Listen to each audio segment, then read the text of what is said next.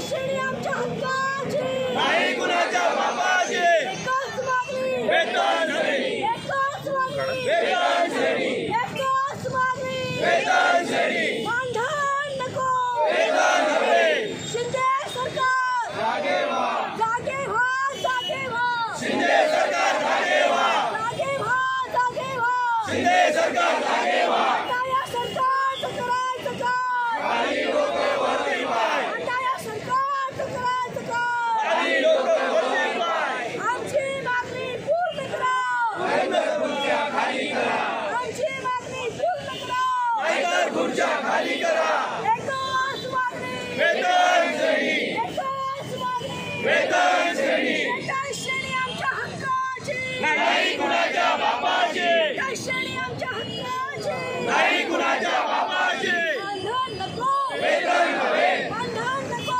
वेतन हवे त्यात काम करणारे आम्ही कर्मचारी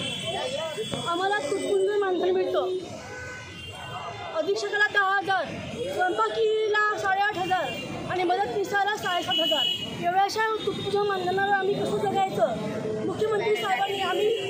2028 आणि 27 तारखेला 2022चा आमचा मोर्चा होता हिवाळी अधिवेशनाचा नागपूरला मुख्यमंत्री साहेबांनी आम्हाला आश्वासन दिलं लेखी आश्वासन दिलं की तुमची शासकीय बैठक लावतो मुख्यमंत्र्यांनी शब्द दिल्याप्रमाणे 22 नोव्हेंबर 2023ला शासकीय बैठक लावून शासकीय आदेश दिला की अनुदानित वसतिगृह कर्मचाऱ्यांना वेतनश्रेणी देण्यात यावी त्याला 10 महिने लटकून गेलेत पण त्याचा काही शासकीय GR निघेना त्याच्याकरता आमचं हे धरणं आंदोलन सुरू आहे ह्या धरणे आंदोलनाला आजचा आमचा 7वा दिवस आहे तरी कुणी आमची दखल घेत नाही आहे शासनाने आमची दखल घेऊन आमच्या मागण्या पूर्ण कराव्या त्वरित GR करावा आमच्या वेतनश्रेणीचा ही आमची मागणी आहे वेतन सोने नाहीच पाहिजे वेतन सोने नाहीच पाहिजे वेतन सोने नाहीच पाहिजे या अनुषंगाने तुम्ही आता जिल्हाधिकारी निवेदन दिले का दिलेलं आहे त्यांचं काय म्हणणं त्यांचं काहीच नाही म्हणणार